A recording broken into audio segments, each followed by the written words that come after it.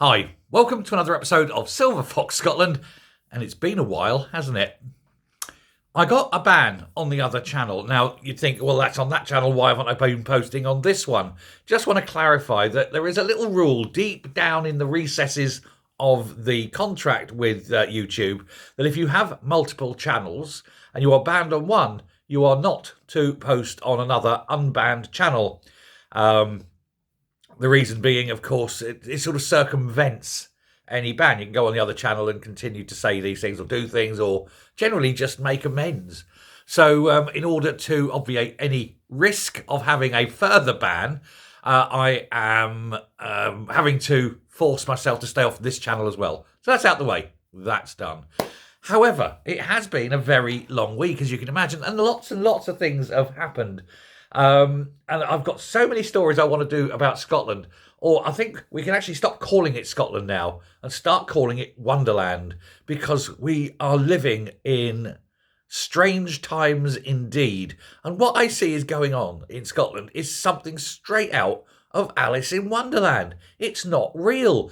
It is like you're on some kind of alternative, ridiculous universe. There's so many stories. I don't want to sort of preempt any of them particularly, but I will start looking at £8 for an aspirin, the ban on cats. I mean, seriously. The ridiculousness in which it's going to be almost impossible to get rid of Swinny. There are so many different things that you can just mock, really. You know, it's hard to think that Scotland wants to be an independent country taken seriously by the rest of the world, when the things that they're getting up to, in power, are just... I literally run out of adjectives to describe it. It's beyond preposterous. It's beyond surreal. I mean, it's astonishingly bad. And here we are. But I thought we'll start as we're back. And we might as well start on Neil Gray. Why not? He's a great subject to start with, isn't he?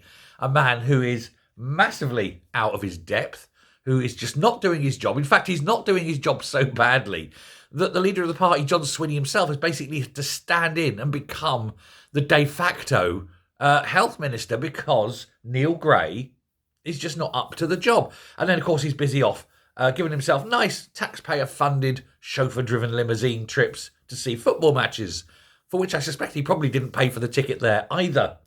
But his latest wheeze, for wheeze it is to blame Storm Eowyn, which takes its helmet and says, "I am no storm."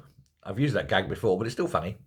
For what he's calling the chaos in the NHS, because there's over 2,000 people stuck in hospital, unable to get home.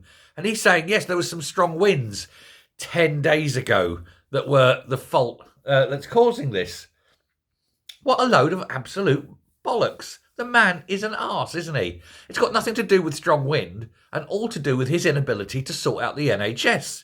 And while the SNP are continually pumping money into independence, which, and wait on a later story you'll see, won't ever happen, it's not going to improve. That's 2,000 beds blocked through incompetence, not blowy winds, not a small storm, nothing like that. No, these are people who can go home, or would do if Scotland wasn't a complete basket case. Made a basket case, I may say, by the likes of Neil Gray and his cohort of buffoons at Holyrood. Constantly trying to shift the blame. This time, it's the fault of the wind. Have we ever heard such a pile of BS? Thanks very much, and I've got to say, it's great to be back. Bye.